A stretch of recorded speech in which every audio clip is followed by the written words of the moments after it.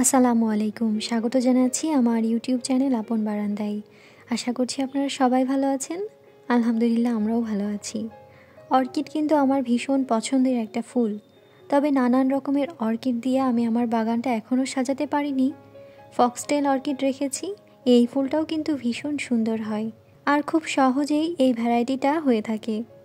Orchid নিয়ে আমার এই চ্যানেলে আরও বেশ কিছু ভিডিও আছে, যেমন অর্কিডের মিডিয়া কেমন হবে, ফুল ফোটার সিজন কখন কখন কিভাবে পানি দিতে হয়, রোদ আলো বাতাস কতটুকু প্রয়োজন, অর্থাৎ সম্পূর্ণ পরিচর্যা নিয়েই কিন্তু এই চ্যানেলে আরও বেশ কিছু ভিডিও আপলোড করাই আছে।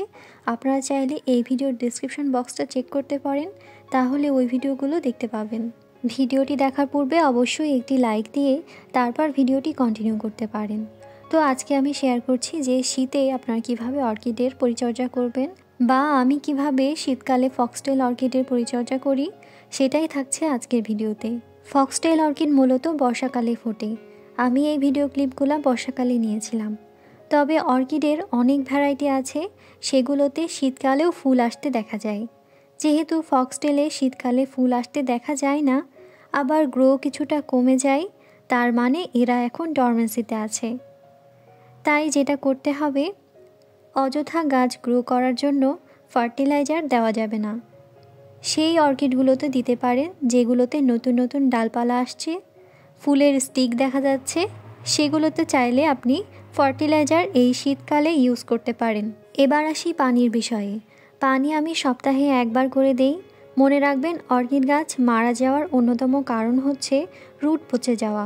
তাই শীতকালে সপ্তাহে একবার আমি পানি স্প্রে করি, এটাই এই গাছের জন্য যথেষ্ট। এছাড়া শীতকালে রোগ পোকার আক্রমণও কিন্তু দেখা যায় মিডিয়াতে, সেক্ষেত্রে কীটনাশক স্প্রে করতে পারেন। এছাড়া সপ্তাহে একবার পাতাগুলোতে পানি স্প্রে করতে পারেন, অথবা পাতলা কাপড় বা টিস্যু দিয়ে মুছেও দিতে পারেন। শীতকালে প্রচুর ধুলাবালি জমতে দেখা যায়, তাই এই কাজটা কিন্তু আপনারা করতে পারেন। এই ভিডিওটা আমি নিয়েছিলাম ডিসেম্বর মাসে, অর্থাৎ শীতকালে।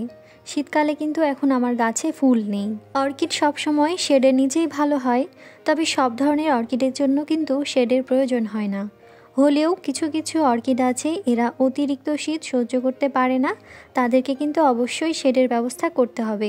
আবার ফুল অনেক দিন টিকে রাখতে চাইলে গাছটিকে ঘরে নিয়ে রাখতে পারেন। শীতকালে অবশ্যই সকালের হালকা রোদের ব্যবস্থা করে দিতে পারেন, এতে করে গাছ সুস্থ থাকবে। যে সমস্ত অর্কিড গ্রো করছে না, শীতে সেগুলোকে সার প্রয়োগ না করে সপ্তাহে শুধু একবার পানি স্প্রে করতে পারেন, নয়তো হিতের বিপরীত হতে পারে। ফেব্রুয়ারির শেষে বা মার্চের শুরুতে সার দিতে পারেন। শীতকালে গাছ রিপোর্টিং আমি বলবো না করাই ভালো, তবে যদি খুব বেশি প্রয়োজন হয় তাহলে করতে পারেন। আর মনে রাখবেন, শীতকালে অর্কিডের মিডিয়া না শুকানো পর্যন্ত পানি স্প্রে না করাই ভালো। মিডিয়া শুকালে তবেই পানি আমি স্প্রে করি, নয়তো গোড়া পচে গাছটা মারা যেতে পারে। সারা বর্ষায় ফুল দিয়ে আমার এখন এই ফক্সটেল অর্কিডগুলো ডরমেন্সি পিরিয়ডে আছে। তো এই সময় কিন্তু গাছে মিডিয়াতে মাকড়সার আক্রমণ দেখা যায়। তো এরকম যদি আপনাদের কোনো গাছে হয়ে থাকে তাহলে অবশ্যই কিন্তু কীটনাশক স্প্রে করতে হবে।